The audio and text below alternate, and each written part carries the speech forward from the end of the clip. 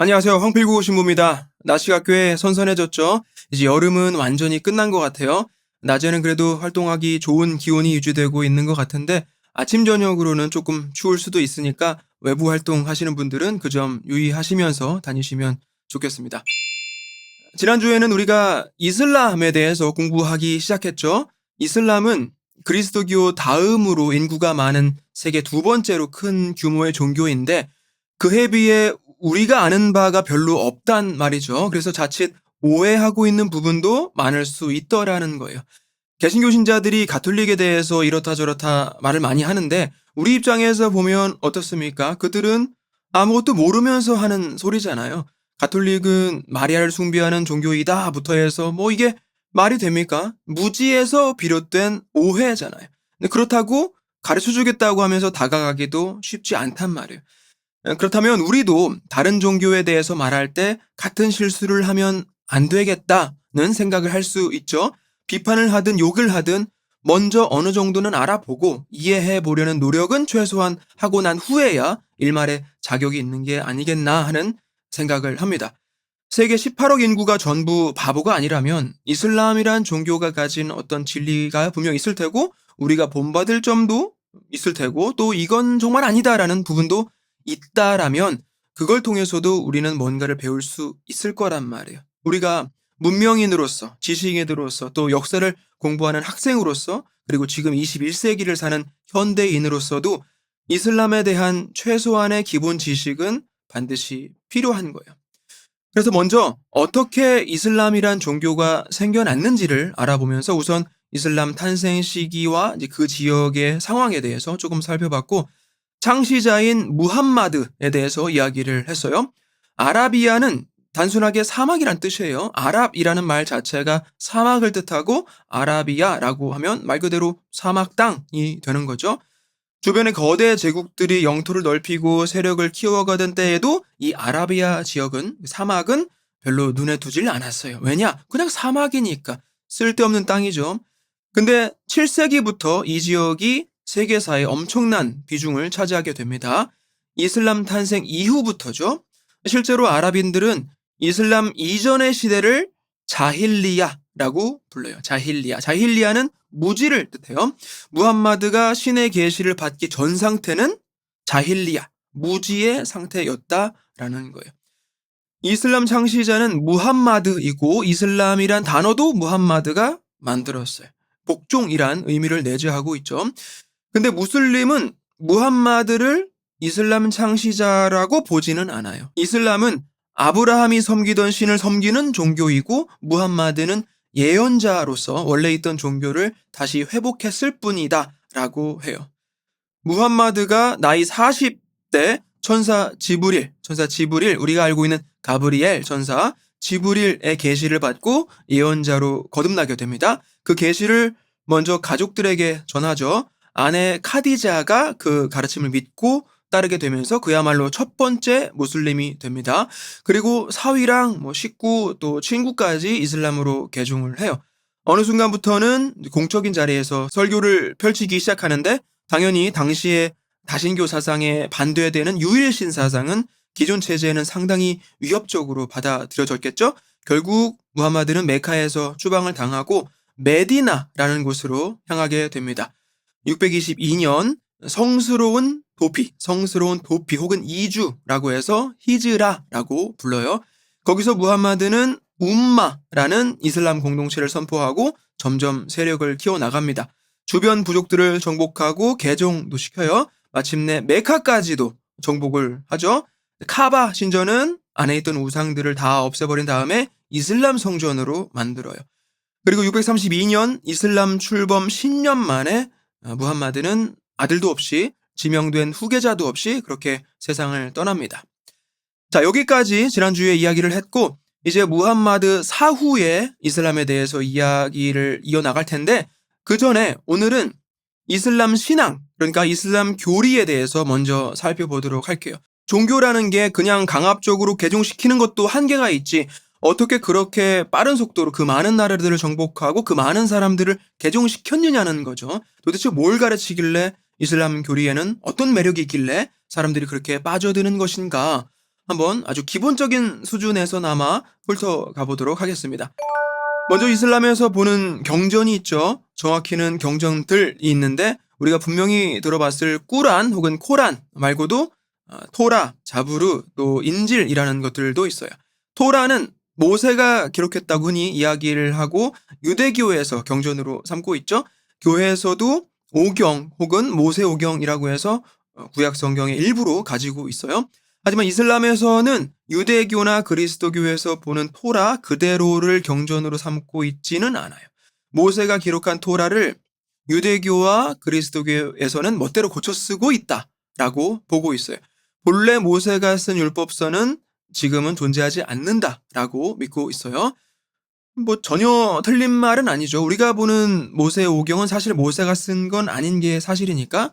하지만 누구의 손에 의해 쓰여졌든 창조와 구원에 관한 하느님의 메시지가 오경에는 분명히 들어있다. 성령을 통한 영감에 의해 기록된 참된 하느님의 말씀인 것만은 분명하다라고 유대교에서 뿐만 아니라 가톨릭 또 개신교에서는 믿어 의심치 않고 있습니다. 그 다음에 자부르는 다윗의 시편이에요. 우리가 보는 시편에는 다윗이 지은 노래들도 있고 아닌 것들도 있고 누가 저자인지 모르는 것들도 있단 말이에요. 이슬람에서는 다윗이 쓴 시들만 경전으로 삼아요. 다른 시들도 다 모아놓은 우리가 보는 시편은 역시 유대교와 그리스도교에서 변질시켜 놓은 것이다 라고 생각하고 있는 거예요. 그리고 인질은 예수의 복음서예요. 예수님의 복음서. 우리가 복음서라고 하면 사복음서를 말하는데 이슬람에서는 이 사복음서의 저자들은 예언자도 아니고 아무것도 아닌 거예요. 그러니까 사복음서는 계시가 들어가 있는 경전이 아닌 거죠. 대신에 예수란 인물은 유대교에서도 랍비로 인정을 받았었던 것처럼 이슬람에서도 예언자로 인정을 해요. 그러니 예수가 쓴 복음서는 경전이 된다라는 거예요. 사실 예수님께서 쓰신 무언가가 애초에 있는지 없는지는 몰라도 어쨌든 사복음서가 이슬람에서는 경전이 될 수 없다라는 거예요. 그래서 결국 이슬람의 주요 경전이라고 하면 꾸란을 들게 되겠죠. 꾸란. 아랍어에서 읽다라는 꾸아라라는 단어에서 나와서 꾸란. 그러니까 읽는 것이라는 뜻이 되는 거예요. 이 꾸란은 무함마드가 쓴 거예요. 무함마드는 문맹이었기 때문에 추종자들이 무함마드가 받은 계시를 받아 적은 것이죠. 무함마드 생전에 여기저기 조각조각 기록했던 것들을 모아서 정리를 한 거예요. 한 20년 걸려서 완성이 됩니다. 성경 같은 경우에는 저자도 여러 명이고 몇백 년에 거쳐서 또 여러 번의 합의를 통해서 경전화 작업이 이루어졌던 것과 비교하면 굉장히 짧은 시간에 만들어진 것이 특징이에요. 성경은 뭐 예를 들어서 복음서만 봐도 어떤 구조나 어휘 또 문맥, 흐름 뭐 이런 것들을 분석하면서 문학적인 가치도 상당히 인정을 받는데 꾸란 같은 경우에는 다소 문장들이 거칠고 다듬어지지 않은 상태이면서 짜임새도 딱히 없다라는 점도 역시 큰 차이점이라고 할 수 있어요. 하지만 그럼에도 불구하고 무슬림에게 꾸란의 권위는 절대적이에요. 알라의 위대함과 영광에 대한 내용, 또 이거는 해라 명령들, 또 이거는 하지 마라 라는 금지사항들, 그리고 그것들을 지키지 않을 시에는 지옥에 떨어진다 뭐 이런 내용들인데 문체가 매끄럽지 않다고 해서 절대로 수정하거나 하지는 않아요. 글자 그대로 신성하다라는 것이죠.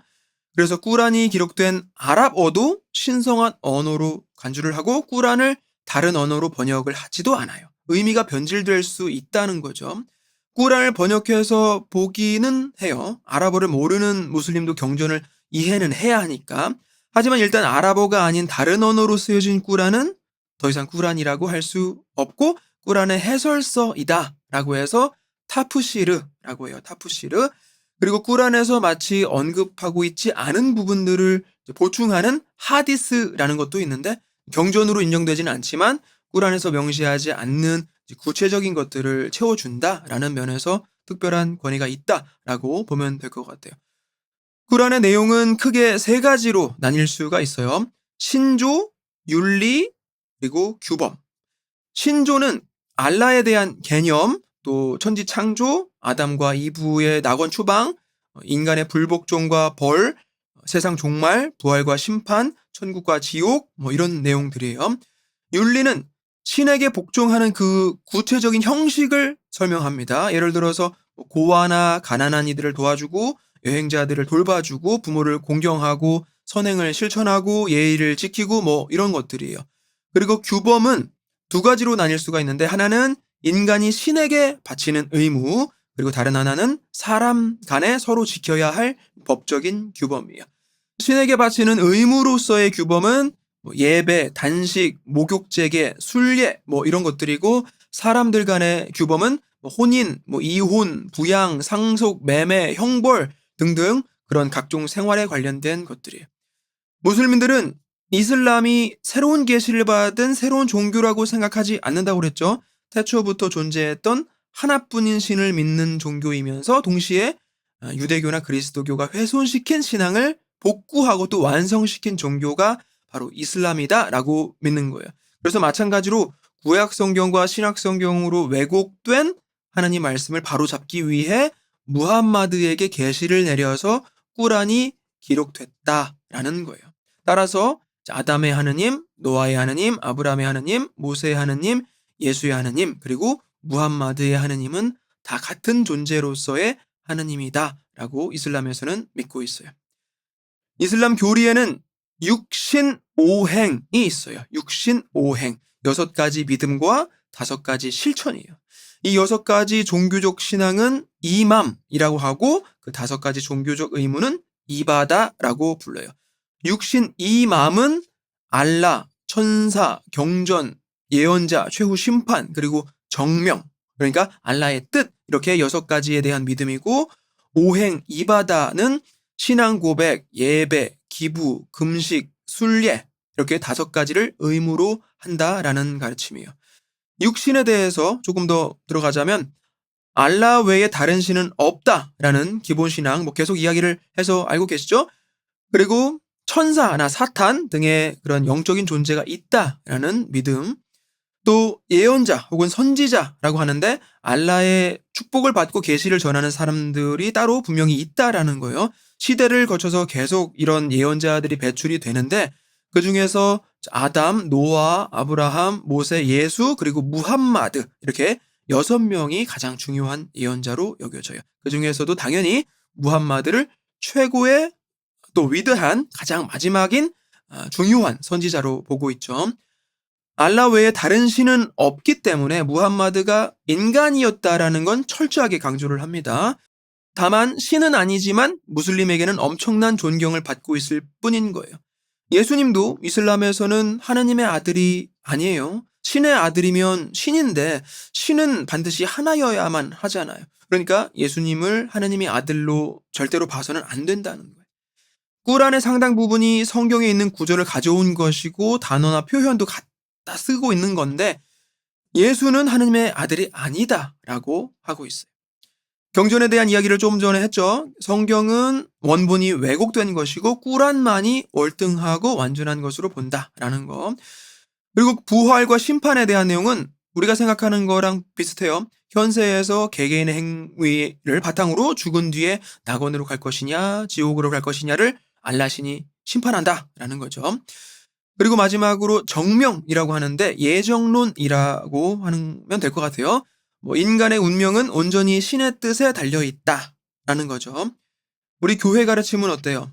하느님의 부르심과 인간의 자유의지로 인한 선택에 의해서, 그러니까 하느님의 은총과 우리 인간의 선행에 의해서 구원이 성립된다라고 신성과 인성의 조화를 강조하는데 이슬람에서는 모든 걸 다 알라의 뜻으로 돌려요. 우리 자유의지의 역할이 굉장히 축소된 교리인 것이죠. 이슬람 안에서도 이 부분에 대해서는 혼란이 있었는데 결국은 인간의 자유의지보다는 알라의 뜻과 예정된 운명을 거스를 수 없다는 쪽의 신앙이 더 굳어져 버렸어요. 자, 이런 육신, 이맘이 믿음이고 또 내적인 부분이라면 오행, 이바다는 실천이고 또 외적인 부분이라고 할 수 있겠죠. 5가지 행위로 이슬람 믿음을 받쳐준다라고 해서 5기둥, 즉 5주라고도 해요. 먼저 신앙 고백을 합니다. 라 일라하 일라 알라 무함마둔 라술룰라. 알라 외에 다른 신은 없다. 그리고 무함마드는 예언자이다 라는 뜻이에요. 샤하다라고 하는데 이 문구를 이슬람 국가나 단체를 상징하는 문양에서도 많이 씁니다. 자, 이건 사우디아라비아 국기이고 또 이런 건 탈레반이나 알카에다 같은 단체에서도 깃발에 새겨놓고 쓰고 있어요. 알라 외에 다른 신은 없다. 그리고 무함마드는 예언자이다. 라는 이 구절을 무슬림은 계속 반복해서 외우도록 해요. 마치 불교에서 나무아미탑을 관세음보살 하면서 염주 굴리는 거랑 비슷하다고 볼 수 있겠죠. 라 일라하 일라 알라 무함마드 라술 알라. 이렇게 신앙 고백을 하면서 기도를 항상 해야 돼요. 하루 5번 메카를 향해서 기도를 합니다. 그리고 금요일은 특별 기도까지 해요. 굉장히 중요하죠. 우리가 공항에든 어디서든 시간만 되면 자리 펴고 엎드려서 기도하는 무슬림들 보신 적 아마 있으실 거예요. 가톨릭 교회에서도 공식 기도는 시간절례라고 하잖아요. 요즘은 성직자 수도자들만 주로 하는데 성무일도라고 아시죠? 대개 여러분들 같은 대부분 평신도들은 아침 저녁 기도 정도만 바치고 좀 더 열심히 하시는 분들은 3종 기도까지 꼬박꼬박 하죠. 그래서 어떤 분들은 시간 안 놓치려고 알람도 미리 이렇게 맞춰 놓으시고 그러는데 어떤 스마트폰 보니까 아마 삼성 건가 무슬림 기도 시간에 알람을 울려주는 그 기능 자체가 기본으로 있기도 하더라고요. 아무튼 또 자선을 하도록 해요. 가난한 이들을 위해서 수입의 일정 부분을 의무로 강제로 내도록 되어 있어요. 그리고 금식도 합니다. 하루에 일정 시간에 기도하는 것도 그렇고 자선도 그렇지만 이 금식도 역시 유대교에서 영향을 받았을 거예요. 내용이나 뭐 구체적인 실천 방식에는 차이가 있지만 어쨌든 단식이 주는 이점에 대해서는 무슬림도 분명히 인지하고 있다라는 거예요. 그리고 또 다들 들어보셨겠지만 무슬림은 경제적, 신처적 조건이 허용한다면 반드시 일생에 한 번은 메카를 순례하도록 합니다. 무함마드가 죽기 전에 631년 메카를 순례한 것에서 유래했다고 해요. 이슬람의 종교적 유대성을 높이기 위한 실질적인 효과도 물론 들어가 있겠지만 이 메카 순례를 통해 죄가 씻겨져 나간다라는 믿음도 무슬림은 가지고 있어요. 마지막으로 한 가지 더 6번째 실천 사항으로 꼽기도 하는데 지하드라고 해요. 들어는 보셨죠? 지하드. 이슬람 무력 집단을 지하드라고 하는 거 아니냐라고 뭐 잘못된 개념을 가지고도 있는데 사실은 그렇지 않아요. 지하드는 투쟁 혹은 전투라는 뜻이에요. 근본적으로는 내면의 성찰을 통한 자신의 욕망과의 투쟁을 말합니다. 하지만 다른 의미에서는 뭐 대개는 자신의 민족과 이슬람에 대한 탄압에 저항하는 투쟁을 뜻해요. 정치적인 참여 혹은 이슬람을 지키고 전파하기 위한 무장 투쟁을 일반적으로는 지하드라고 설명하기도 합니다. 자, 이렇게 이슬람 교리에 대해서 아주 겉핥기 수준으로나마 간단하게 살펴봤는데 유대교나 그리스도교와도 어떤 점에서는 비슷하기도 하면서 또 한편으로는 아주 다르기도 해요. 먼저 같은 점이라고 하면 유일신을 믿는 종교라는 거죠. 인류 최초로 유일신을 믿은 아브라함을 조상으로 섬기고 있어요. 하지만 그 유일신을 부르는 방식에는 사실 차이가 있어요. 유대교에서는 야훼라고 하는데 그 거룩한 이름도 부를 수 없다라고 하면서 아도나이 그러니까 주님이라고 읽었죠. 그리스도교에서는 티오 우리말로는 뭐 하느님이라고 하고 개신교에서는 하나님이라고도 하죠. 그리고 이슬람에서는 알라라고 해요. 알라는 아랍어로 하느님인 거예요. 아랍어를 쓰는 가톨릭 신자도 하느님을 부를 때 알라라고 한단 말이에요. 그래서 결국 호칭은 다 다르지만 한 분이신 하느님을 믿는 종교라고 할 수도 있는 거죠. 하지만 여기서 우리가 조심해야 할 부분은 우리가 이해하는 하느님과 이슬람의 알라는 아주 달라요. 이슬람이 말하는 알라는 유대교와 그리스도교의 하느님과 같은 존재라고 그들은 그렇게 생각할지 모르지만 10개 중에 9개는 완전히 다른 존재예요.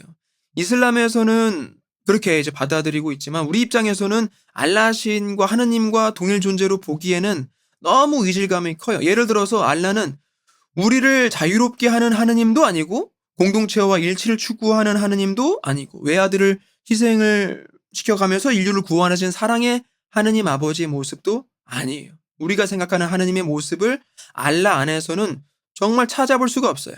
하느님은 우리를 종살이에서 벗어나게 하시고 자녀로 삼으시는 분이신데 무슬림이 된다라는 건 알라에게 복종하는 알라의 종이 되는 거예요. 내 뜻은 없고 무조건 순종만 하는 거예요. 선택권이 없어요. 전혀 다르죠. 아무튼 뭐 그렇다는 거. 그리고 이 세 종교 모두 예루살렘을 성지로 여긴다라는 공통점도 있어요.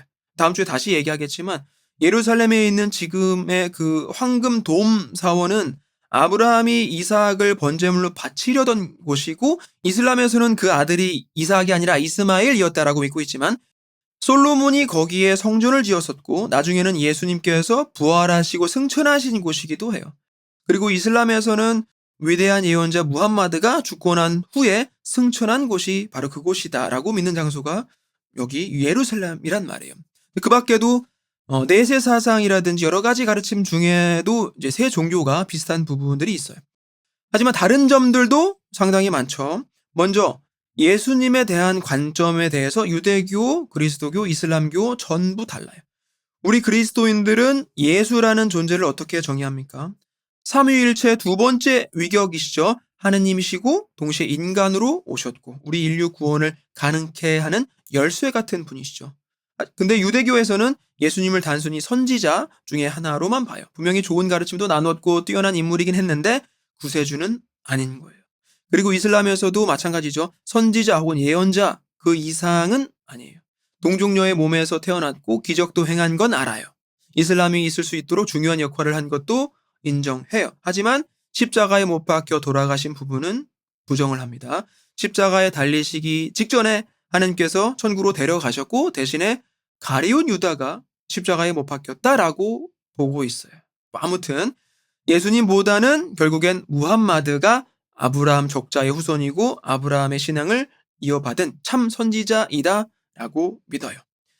메시아에 대한 부분도 세 종교가 다른 견해를 가지고 있습니다. 우리 그리스도인들에게 있어서 메시아는 당연히 예수 그리스도이시죠. 유대인들은 아직도 메시아를 기다리고 있고 이슬람에서는 메시아 사상이 없어요. 신과 인간 사이에 구세주라는 중재자가 없는 거예요. 누구나 개개인이 알라를 믿고 선행을 쌓으면 구세주 없이 천국에 갈 수 있다는 거예요. 그래서 메시아가 없는 유대교와 이슬람에서는 원죄 사상도 없어요. 이슬람에서는 아담이 죄를 짓고 난 후에 용서를 받았기 때문에 원죄 자체가 지금은 없다라고 해요. 그리고 유대인들에게 있어서 죄라는 것은 현재에만 있는 거예요. 아담과 이브가 죄를 지은 건 맞는데 그게 내 죄는 아니라는 거죠. 근데 우리 가톨릭 신앙에서는 원죄에 대해서 어떻게 가르칩니까? 태초에 인간이 죄를 지어서 하나님께서 당신 모상대로 창조하신 인간 그대로의 모습이 훼손된 거예요. 한 번도 죄를 짓지 않은 사람이 한 번이라도 죄를 지은 사람이 된 것이죠. 완벽한 상태에서 완벽하지 않은 상태가 된 거예요. 하나님처럼 되려는 오만함이었고 하지 말라는 걸 했던 불순종이었어요. 그 결과 인간은 이전까지는 겪지 않아도 됐을 것들을 겪어야만 하게 됐고 완벽하지 않은 그 인간의 후손인 이후의 인간들조차 물론 본인이 선택한 죄는 아니었지만 그 완벽하지 않은 상태로 태어나게 된다라는 것이죠. 하지만 예수 그리스도께서 대신 흘리신 피로 인해 그 원죄는 사해지고 다시 인간은 하나님의 자녀로 또 상속자로 받아들여질 수 있게 된 거예요. 그래서 우리는 반드시 물과 성령으로 그리스도의 세례를 받고 교회 공동체를 이루어 하나님 뜻에 합당한 삶을 살아가야 하는 것이죠. 자, 다 아시는 얘기지만 세 종교가 이렇게 다르다는 거. 그리고 사제의 유무에 대한 차이도 있어요. 유대교와 이슬람에서는 사제가 없어요. 사제라고 하면 두 가지 의미가 있는데 첫째는 제사장이라는 거예요. 희생 제물을 봉헌하는 직책이죠. 두 번째는 중재자 역할이라는 거예요. 하느님과 평신도 사이에 있다라는 거죠. 물론 그 역할을 예언자도 합니다.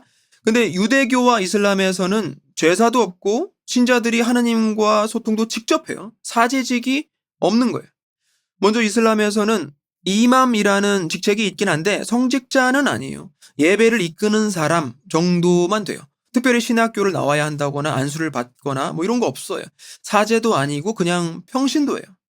아마 다음 시간에 언급을 할 텐데 이슬람 안에서도 종파가 여럿 있습니다. 대표적으로는 수니파랑 시아파가 있는데 사제직에 대한 견해도 서로 다르긴 해요. 어쨌든 공식적으로 이슬람에는 사제직이 없다라는 거. 유대교에서는 원래 사제가 있었죠. 모세 형 아론부터 제사장직이 있었는데 성전이 없어지면서 사제도 없어진 거예요. 가톨릭에서의 사제직은 여러분들 잘 아시겠지만 굉장히 중요하죠.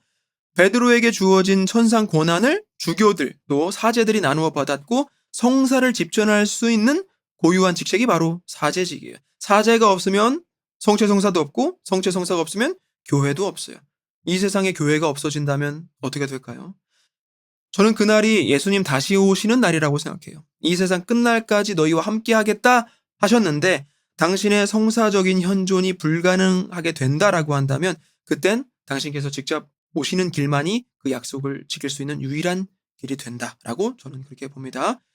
그런데 개신교에서의 사제직은 조금 차이가 있어요. 나중에 르네상스 지나서 개신교 개혁 때 사제직에 대해서 다시 자세히 설명을 드릴 텐데 미리 간단히 말씀드리자면 개신교에서는 보편 사제직을 강조하고 서품 받은 사제직은 인정하지 않아요. 무슨 말이냐? 사제는 있어요. 근데 저 같은 서품 받은 신부들은 필요가 없는 거예요. 왜냐하면 우리 모두가 다 사제로서 희생 제물을 바칠 수 있으니까. 그게 보편 사제직이에요. 가톨릭에서는 이 두 종류의 사제직 전부 가르치는데 개신교에서는 그 보편 사제직만을 인정하고 강조합니다. 그래서 그들 교리에 의하면 목사님들도 사실 특별한 성직자가 아니에요. 목회직, 그러니까 양떼를 이끄는 역할로서만, 그리고 설교를 하는 역할로서만 필요한 것이지 다른 신자들과 특별한 차이가 있는 게 아니에요. 없어도 아무 문제 없어요. 주일 예배도 사실 목사님 없이 할 수 있는 것이고 꼭 반드시 교회에 가야 하는 것도 아니에요. 공동체를 이룰 필요도 없어요. 오직 믿기만 하면 돼요. Sola fidei, only faith. 개신교 교리에 의하면. 근데 가톨릭에서는 뭐 하라는 게 많죠. 세례성사, 성체성사, 고해성사, 또 성당에도 나와야 되고 미사 참여도 해야 되고 아무튼 원리적으로는 이런 차이가 있다라는 거. 이 밖에도 세 종교에는 많은 차이점들이 있는데 마지막으로 하나만 더 얘기하자면 선교 활동에 대한 부분도 조금 흥미로운 것 같아요. 일단 유대교는 선교 활동이 없죠. 여러분들 한국에서는 모르겠지만 여기 뉴욕에 그렇게 유대인들이 많잖아요. 예루살렘보다 브루클린에 유대인들이 더 많이 살아요. 저도 버로우파크에서 신학생 때 파견 가서 2달을 살았는데 그렇게 많은 유대인들과 여러분들 더불어 살면서 한 번이라도 개종 권유를 받아보신 적 있어요? 없어요. 얘네들은 선교를 안 해요. 물론 종파마다 차이는 있겠지만 일반적으로는 선교라는 개념이 유대교에는 거의 없어요. 부모가 유대인이면 자연스럽게 자녀도 유대인이 되는 것이지 이방인들에게 굳이 유대 신앙을 권하고 그러지 않는다고요. 상당히 폐쇄적인 집단이라고 할 수 있죠. 근데 그리스도교는 예수님 계명에 따라 온 세상에 복음을 전하고 전교 활동을 합니다. 그리고 이슬람도 마찬가지예요. 이슬람은 다른 종교들에 비해 훨씬 더 열려 있죠. 알라 외에 다른 신은 없으며 무함마드는 참 예언자이다 라고 증언하기만 하면 누구나 다 무슬림이 될 수 있어요. 지난 몇십 년간 통계를 보면 유대교나 그리스도교 신자들은 줄어드는데 이슬람은 점점 늘어나요. 한국에서도 점점 이슬람 신자들이 늘어나죠. 아직까지는 외국인 노동자들이 상당수를 차지할 텐데 그렇게 차츰차츰 이슬람 공동체가 커지는 거예요. 이슬람은 평화를 추구하고 관용을 중시하고 평등을 원칙으로 하고 청빈과 나눔을 실천하는 종교예요. 어느 종교나 그렇겠지만 자세히 들여다보면 꽤 매력적인 부분이 많아요. 하지만 아직도 우리 개념 속의 이슬람은 잔인한 종교이고 본래 규정과는 다르게 여성 차별이라든지 약탈을 하고 이민족을 노예로 부리고 이해할 수 없는 여러 규정들을 강요한다라는 부분에서 상당히 이질감이 느껴지는 건 사실이죠. 무함마드가 가르쳤던 이슬람과 이후의 이슬람의 행보, 또 지금의 이슬람의 모습과 괴리가 있다라고 비판할 수도 있겠지만 사실은 교회도 그런 부분에 있어서는 크게 할 말이 없어요. 전쟁을 일으키고 노예제도를 지지하고 권력을 남용하고 그런 게 예수님께서 가르치셨던 복음은 아니었단 말이에요. 그래서 이 교회사를 공부하는 여러분들은 우리 역사를 공부하든 남의 역사를 공부하든 그 목적은 남을 비판하기 위함이 아니고 누구도 아닌 바로 나를 성찰하고 또 남의 잘못을 보면서는 앞으로 나는 그와 같은 실수를 저지르지 않아야겠다라는 노력에 있다는 거 반드시 염두하시면서 이 강의에 임하시면 좋겠다라는 말씀 드립니다. 자, 이렇게 비슷한 듯 굉장히 다른 이 세 종교가 아라비아에서 중동 또 유럽에서까지 공존하면서 오랜 시간 반목과 갈등을 사실은 지금까지도 되풀이하고 있는데 무함마드가 죽고 나서 이슬람 세력이 크게 확장을 하고 주변 국가들과의 수많은 전쟁, 정복 그리고 또 피정복 또 그와 동시에 문화적인 교류를 통한 발전도 역시 이루어졌다라는 거 다음 주에 이야기할 거지만 우리가 역시 역사를 통해 알 수가 있는데, 오늘은 우선 이슬람 신앙, 이슬람 교리에 대해서 조금 들어가 보는 시간을 가져봤고, 다음 시간에는 무함머드 사후의 그 후계자들, 그러니까 칼리파들이 이슬람 세력을 어떻게 확장시켜 나가는지 이어서 살펴보도록 하겠습니다. 오늘은 조금 개념적인 부분을 알아봤고, 다음 주에는 다시 역사적인 부분으로 가보도록 할 거예요. 한 주간도 건강하시고 다음 시간에 뵙도록 하겠습니다. 고맙습니다.